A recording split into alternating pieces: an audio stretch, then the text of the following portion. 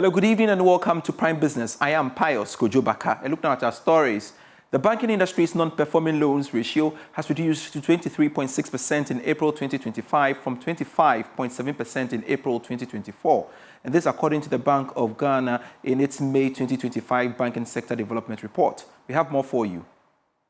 The decrease in the NPL ratio was attributable to the high growth in total loans relative to the growth in NPL stock. The industry's NPL stock grew by 8.7% to 21.7 billion cedis in April 2025, up from 20 billion in April 2024.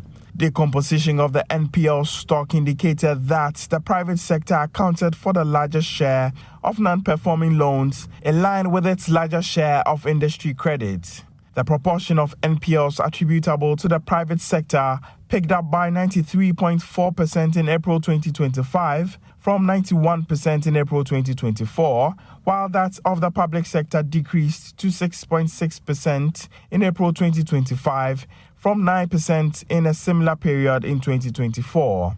Agriculture, forestry, and fishing sectors recorded the highest NPL ratio of 62.1%, up from 58.7% in April 2024. Presidential advisor on the economy, Seth Terkper, has urged African governments to adopt fiscal mechanisms such as stabilization funds during economic downturns rather than resorting to multiple burdensome taxes.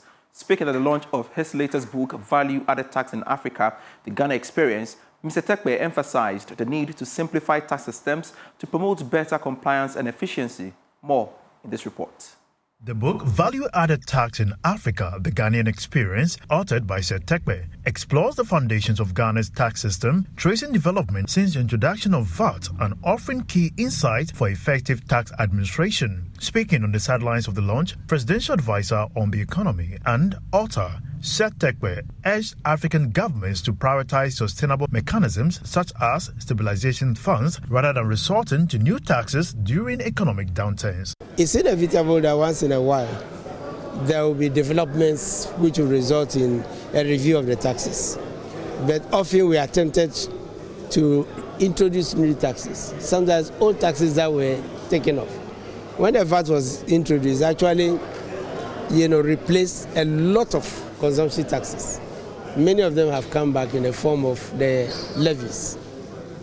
So when we have issues and difficulties, that's where we should fall on mechanisms like the stabilization fund, so that we are not tempted to use the tax, to introduce new taxes and then make it difficult to administer and make it difficult for taxpayers to comply with. So that's the appeal I'm making. Chief of Staff at the Office of the President, Julius Deborah, commended the author's diligence and acknowledged how his political experience contributed to reforms in Ghana's VAT regime. Possessed to painstakingly compile some of the experiences he learned on the job, the processes that we went through from the implementation of VAT to what we have today. I think I'm so proud of you, Seth, because not many people spend time to write. The book was officially launched by Chief of Staff at the Office of the Vice President, Dr. Alex Sigifia, who encouraged both individuals and institutions to obtain copies for deeper understanding of tax policy evolution. The introduction, the foreword, the last two chapters, and there's a middle and a bit in the middle which you must read. Everybody must get the book. And once you go through them, it makes it easier to then absorb and digest the rest of the book. On that note, I want to say a big congratulations to Seth Terkper, and I have the singular honor of launching VAT in Africa, the Ghana Experience.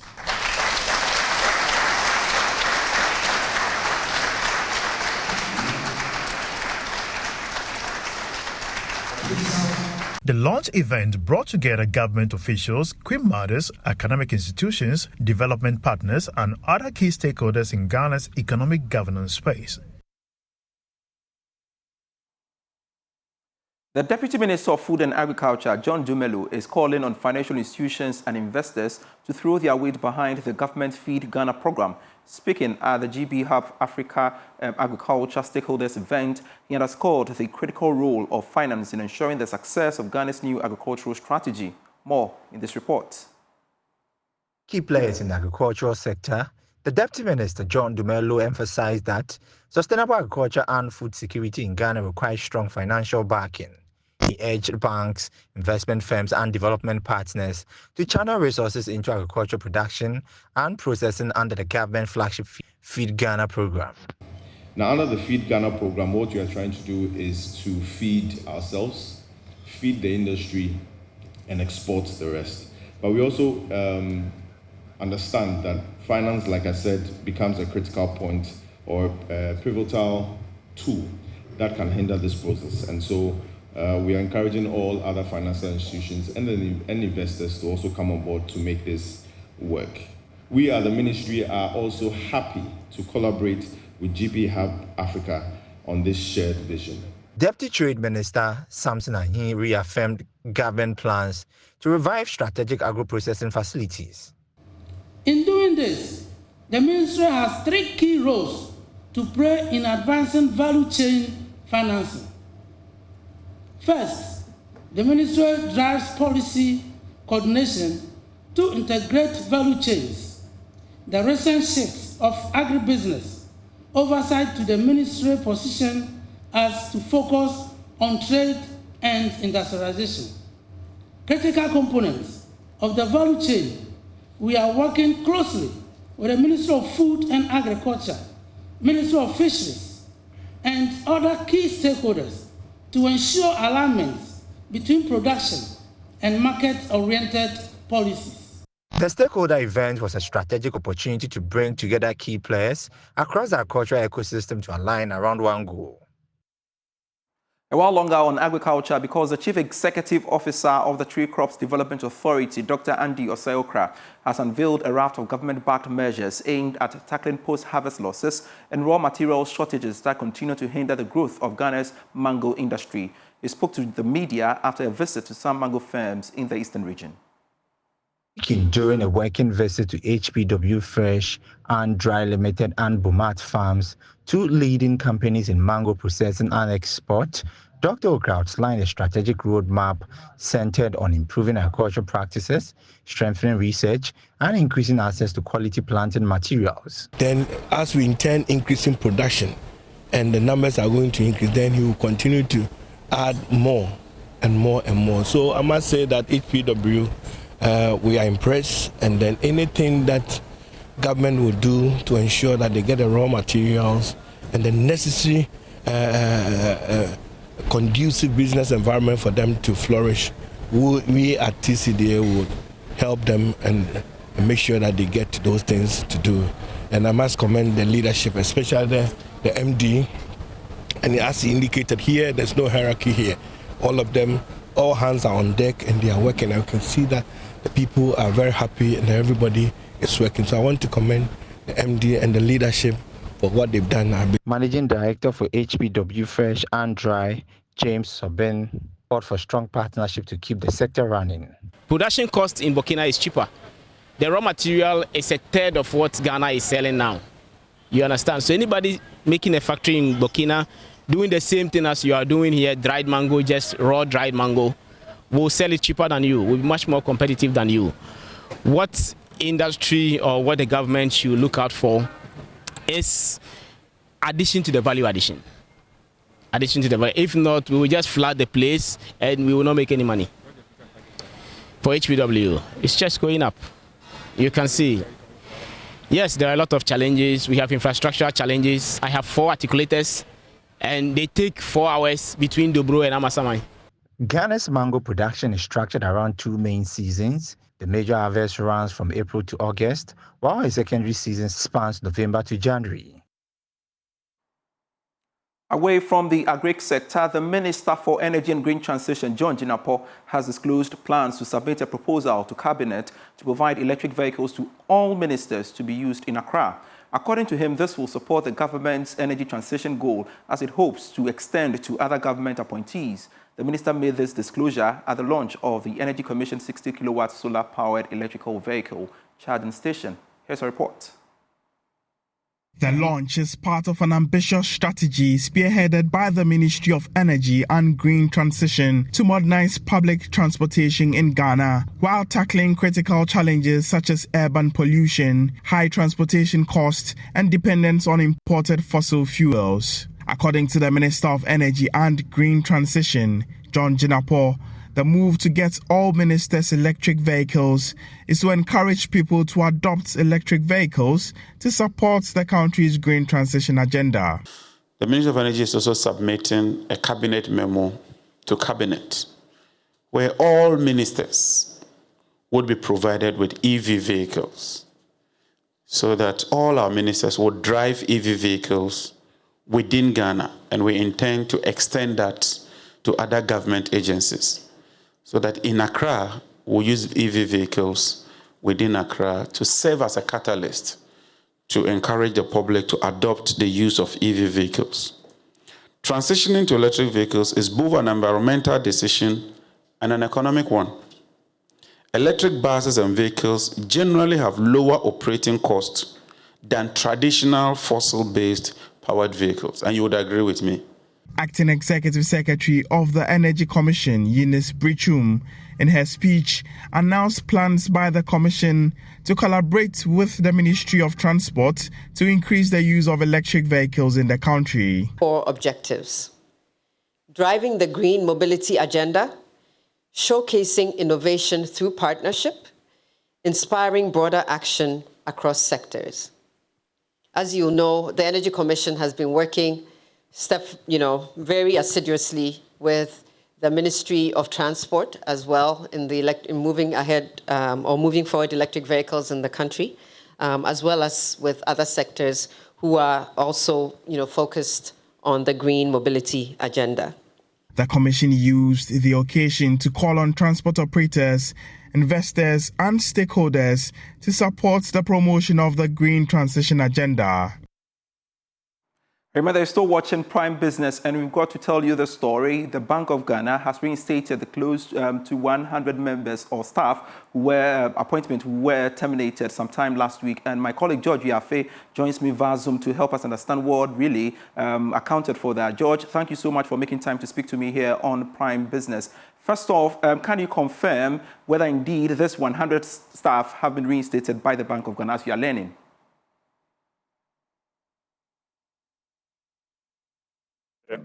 Can you hear me, Pius? I can loud and clear, George. So what we understand was that there was a board meeting that happened on this somewhere around last week, and some decisions were taken, and these people are being called back. I still cannot confirm the exact reason why they have been called back, but what we can confirm is that the 97 who were asked to go home, they've been asked to come back. There was a meeting with them today, and so all other things being equal, by next week, they should be at work, working back at the Bank of Ghana. All right, so there isn't any reasons given, like you are saying, as we know, as of now, as to which, of course, may have contributed to that reason for which the Bank of Ghana asked them to, report back to the central bank, right? So I know that there were some personal considerations, overtures made to the governor, who is also the board chair of the Bank of Ghana, for a second look at some of these things, because of the fact that more of like attaching a human interest to what has happened. And that might have influenced the decision. But as I said, that I am not in a position to independently confirm what was the rationale behind the calling back. But all of these persons who had the appointment terminated are reporting back to the Bank of Ghana. Very well, thank you so much. George Yafe, Assistant Joy Business Editor, speaking to me here on Prime Business, and on back of the reinstatement of some 100 persons were, asked to go home as a result of some, some challenges with regards to the labor laws, etc. Now we are learning they've been asked to report back sometime next week. We shall follow up on that story and keep you updated in our subsequent bulletins. But let's shift focus to some other stories. Rehoboth Social Housing Limited has strongly denied recent media reports alleging power theft at its estate located in Ayimensa, Damfa. Addressing journalists at a press briefing, Managing Director William Sasu stated that the company has been working in close collaboration with the ECG and described the allegations circulating in the media as false and misleading. The Electricity Company of Ghana has restored power to the management of Rehoboth Social Housing Limited. Power had been disconnected following allegations of illegal connections at the Ayimensa Damfa estate. At a press briefing, the managing director of the company, William Sasso, dismissed the report, emphasizing that the company maintains a strong working relationship with ECG. What has happened is that ECG, noticing that some persons have already got meters, they've come to connect them. There's no problem at all. We have also acquired a transformer, and soon all the estate will have its own transformer. We are not going to depend on the public transformer at all. We are going to have our own transformer within this estate. Yes. Well, it was our expectation to get 110 of these meters on the first delivery, but we got only about 38 of the meters supplied. And fortunately, those were given to people who are currently occupying these estates. As I said, the rest majority are people in the diaspora, and they are not fixed to ECG meters at all. The company further clarified that the block factory at the center of the controversy is independently owned and was connected by its vendor and not by Rehoboth Estate. The block factory is set up out there. It is not for Rehoboth. Indeed, we don't produce blocks at all. We have private sector operators who supply blocks to all the work that we do here. That factory has been set up by a private sector person who is doing pavement blocks. And I think ECG is dealing with that. They added that Rehoboth has been collaborating closely with ECG and other development partners to ensure full compliance and smooth operations. ECG is our development partner, like Ghana Water and so on and so forth. We have development partners. We work closely with them. We shall continue to work closely with them to ensure that not only this estate, but the other estate that we are developing in Accra have power. That is what it is. So it is something that is a work in progress. We are working with them and will continue to work with them so that we can achieve our noble objective of ensuring that we provide social housing for the mass people of Ghana. We are only trying to also engage the press to let them know our side of the story. It is not an accusation at all. We are working in close collaboration with ECG to ensure that we get electricity for our estate. Rehoboth Social Housing Limited, a wholly Ghanaian-owned real estate developer under Rehoboth Properties Limited, reaffirmed its commitment to shaping the housing agenda. The company aims to create better housing opportunities for communities currently priced out of the market. Johnny Walker has returned to the Chippa Forest Reserve with its annual tree planting tradition under the Tree for Life initiative. Managing Director of the company says the campaign will see 6,500 trees planted this year, marking a bold comeback and deepening its environmental commitment. Here's a report. Johnny Walker, under the leadership of Managing Director Felicity Nsong, has returned to the Chippewa Forest Reserve with renewed purpose, not just to plant trees, but to celebrate a milestone. As Ghana marks 65 years of boldness and progress, the Tree for Life initiative is planting 6,500 trees. Nsong emphasized that the initiative isn't just a one-off act, but a promise to nurture and return each year, ensuring long-term environmental impact through what she describes as a continuous care model. Ghana celebrates 65 years of progress, but also 65 years of boldness. We are scaling up the ambition with a new target to plant 6,500 trees. Each one of the 6,500 trees is a reflection of our ongoing commitment to sustainability, resilience, and shared prosperity. What makes it truly meaningful is our continuous care model, our promise to return each year to nurture what we've planted and ensure long-term impact. Marketing and Innovations Director Estella Muzito says the effort is part of a bold sustainability journey that began with a packaging rethink, removing boxes from Johnny Walker bottles to save trees, and taking that step further by planting thousands of trees across degraded forest land. Johnny Walker is the #1 selling scotch in the world. Every single day, millions of bottles are sold in the world. And globally as a team, we felt that, all those million boxes of cases and of Johnnie Walker that are sold require a tree to be cut down to make the box, just so that you, the consumer, can enjoy the liquid. And we felt you can still enjoy that great tasting Johnnie Walker without us having to cut a tree for you to get the box. And that's why we say we stepped out of the box. In Ghana, we felt that, yes, that's a good gesture for us to do, and we are doing it, but we felt it would be even more meaningful for Johnnie Walker to go one step ahead in the spirit of Keep Walking, to do even more in reforestation here in Ghana. According to the manager of plantation investment, Kwame J, the brand began its partnership in 2023 by pledging to plant 1,000 trees annually. But this year, in line with Ghana's 65th anniversary, that number has dramatically increased to 6,500 trees. What they told us was that each year they will plant 1,000 trees. So over the past, from 2023 to 2024, we've planted 2,000 trees. We were pleasantly surprised as Forestry Committee when they told us that this year they want to do 6,500 trees. Every tree planted is an opportunity for us to push back on agents that are destroying our forests. In addition, we hope that if they are planting 6,500 trees because they are celebrating 65 years, the next year they will plant 6,600 trees. With the Tree for Life initiative, Johnnie Walker is turning celebrations into action, growing not only trees, but a legacy of environmental responsibility. Food is essential for survival, yet millions face empty plates daily. Modern farming solutions like climate-smart seeds, advanced equipment, and skilled labor hold the key to transforming food systems.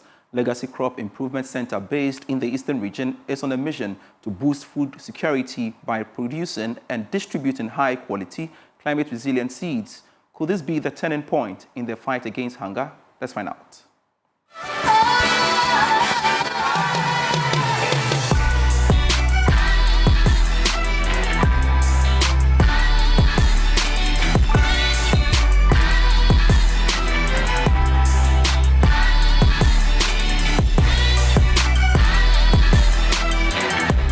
From a bold idea in 2016 to a national agricultural asset in 2025, Amos Rutherford Azinu, founder of Legacy Crop Improvement Center, is planting more than seeds.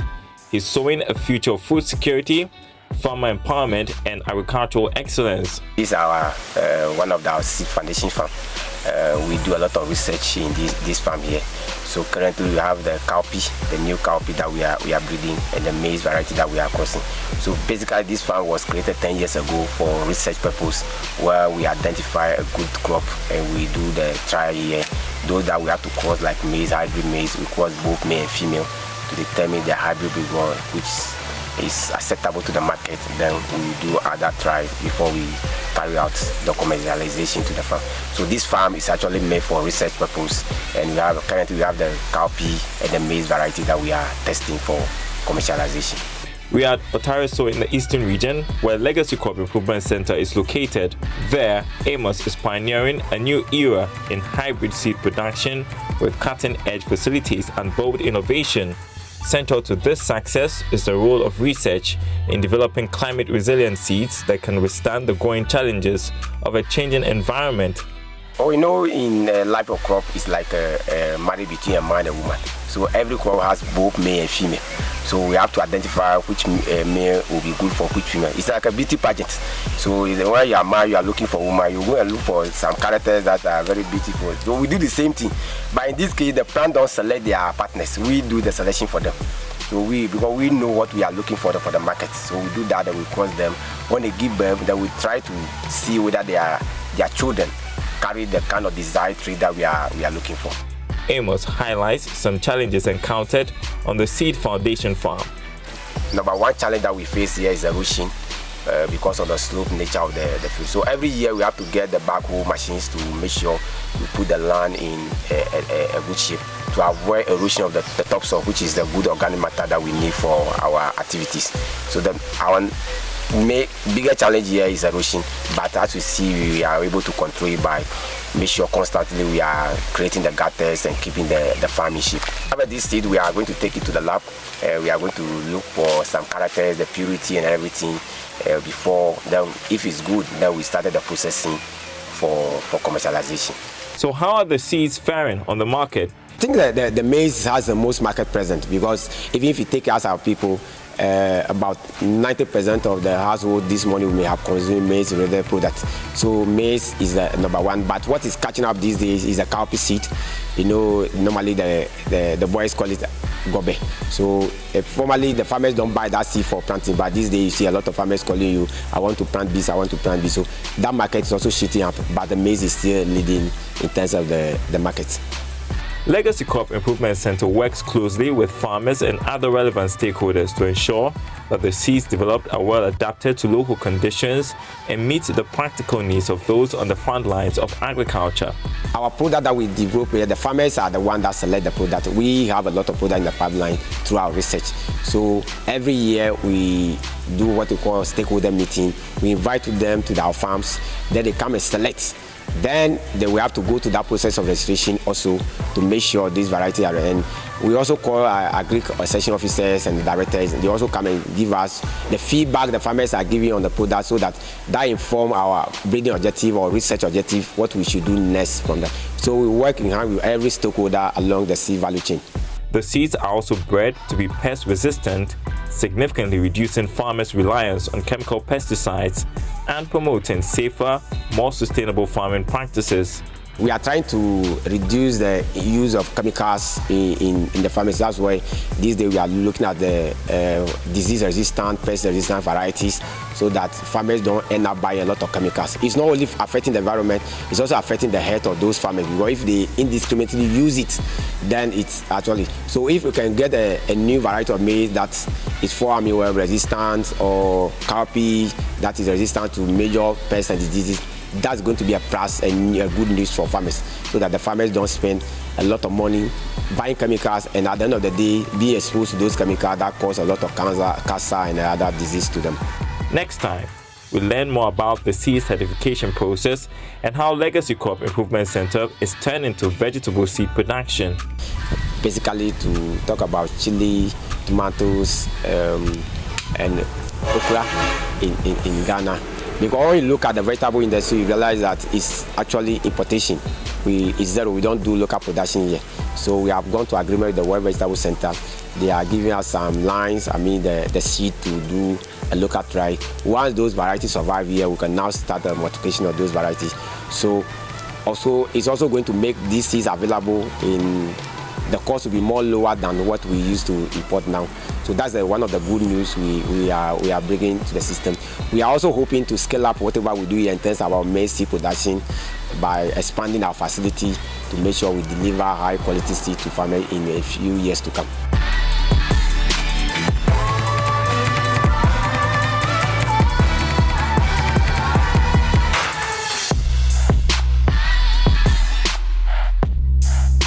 Thanks so much for watching Prime Business. I am Pius Kojobaka, Prime Sources.